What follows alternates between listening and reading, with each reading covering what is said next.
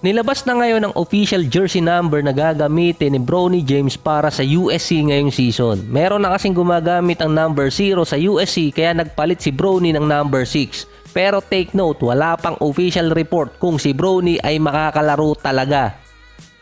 Ang huling update kasi sa kanya, makaka-recover si Bronny sa near future. Wala naman nilagay na timeline doon.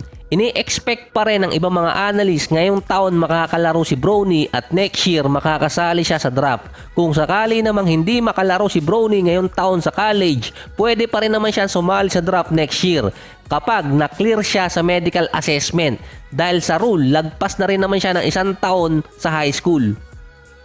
Kahit hindi pa sigurado makakalaro si Bronny, siya pa rin ang highest earner na nil player or name, images, and likeliness. Ito kasi yung mga players na pinapayagan na makakuha ng financial compensation dahil nga may rule sa NCAA. Meron si Bronny na $7.2 million.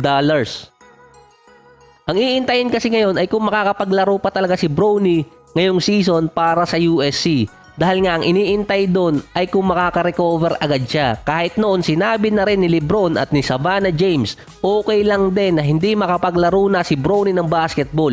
Ito yung kakatapos niya pa lang na makakuha ng cardiac arrest at bago pa lang makuha talaga yung naging cause nun.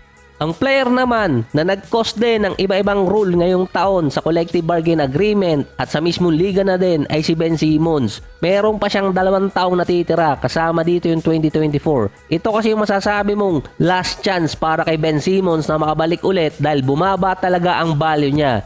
So nasa max contract pa kasi siya sa ngayon. Ang report doon, ready na at healthy pa si Ben Simmons papasok ng 2024. Ang nakalagay din kasi na projected value ni Ben Simmons ngayon pagpasok ng free agency, $14 million. Pwede pang bumaba yun, depende sa kakalabasan ng 2024 season. Nakarecover na rin siya di umano sa back injury at sinabi rin ni Ben Simmons point guard pa rin siya at maglalaro siya bilang point guard kahit yung ibang mga GM nilalagay siya sa position na number 4 dahil nga sa kanyang defense at kung paano rin siya naglaro dati dito sa Brooklyn noong nakaraang taon. Yung $14 million na value ngayon ni Ben Simmons kung tutusin mataas pa yon. Nasa all-star form na rin di umano si Ben Simmons papasok ng season.